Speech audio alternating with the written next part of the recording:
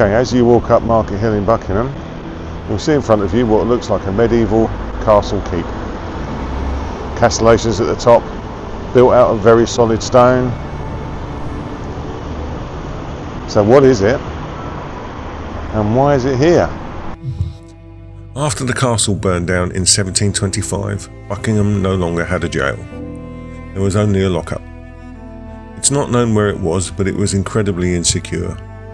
In 1743, the execution of George Sainsbury, convicted of murdering a tax collector in Padbury, was ordered immediately to avoid him being sprung from it by his accomplices. Buckingham needed a jail. At stake were the Summer County Assizes. These were annual court hearings commissioned by royal charter. Whichever town in the county held the assizes was considered the county town, with the status and privileges that came with that. To hold the assizes, a town needed a decent jail.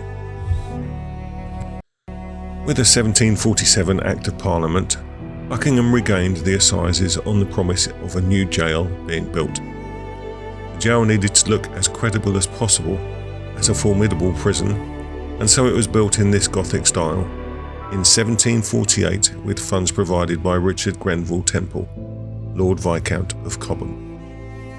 In 1839, architect Sir George Gilbert Scott, born in Gorkert, added the extension now housing the jail's front door. This was the jailer's house. Like most old jails, it has its fair share of stories. One of the prisoners jailed here was the prize fighter Simon Byrne. He was tried at the Buckingham Assizes in 1830 for the manslaughter of another prize fighter, the Scottish champion Alexander Mackay.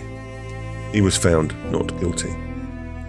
In the 1840s, many prisoners in Buckingham's old jail were locals jailed for poaching. Strict game laws meant only the wealthy could legally hunt, while poorer people faced prosecution for both poaching and not having a game licence, even on their own land. Though these laws were often ignored elsewhere, in North Buckinghamshire they were harshly enforced, and people could even be tried twice for similar offences. In 1864, the frustrated in love William John Stevens murdered Buckingham girl Annie Leeson on Nelson Street by slashing her throat with a razor. Immediately after the murder, Stevens attempted to commit suicide, but he was captured and his life saved. He recuperated in Buckingham Old Jail for several months during 1864. Stevens went on to earn the dubious honour of being the last man to be hanged outside Aylesbury Jail.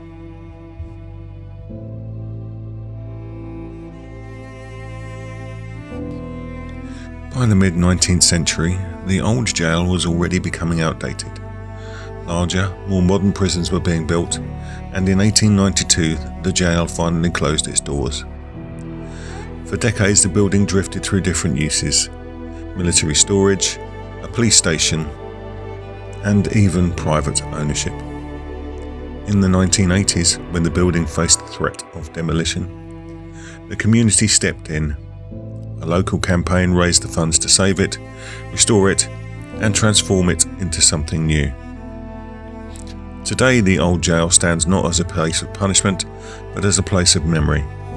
It houses a museum dedicated to Buckingham's history, from the town's ancient origins to its modern identity. Inside, you'll find artifacts from the jail's past, stories of the prisoners who lived there, and glimpses into the lives of the people who shaped this town.